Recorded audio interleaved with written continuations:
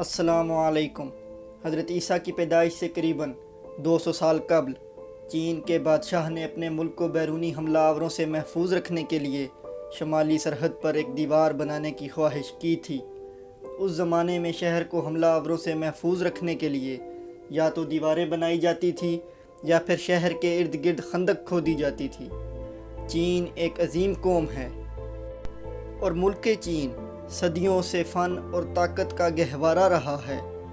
2253 साल कबल तामीर की गई दीवारें चीन आज भी फ़न तामीर का एक नायाब नमूना है।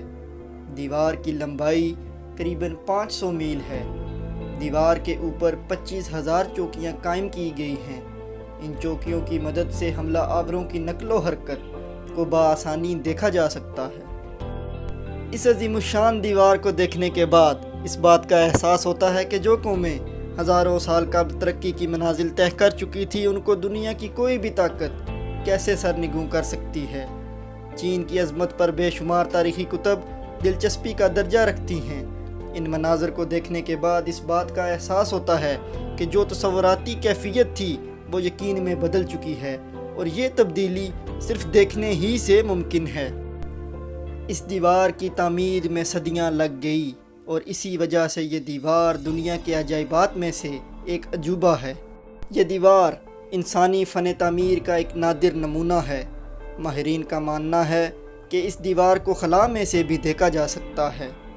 एक फ़ौजी शाहकार जिसने सैकड़ों के हिसाब से जंगों का सामना किया अभी भी अपने अंदर बहुत सी पुरसरार हकीकतें और राज समोए हुए है।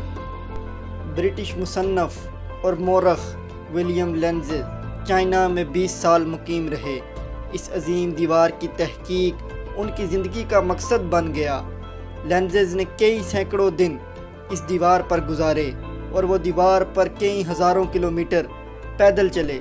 इस जदीद दौर में जंग और जंगी तकनीक अब नए तरीक़ों पर इस्तवार है।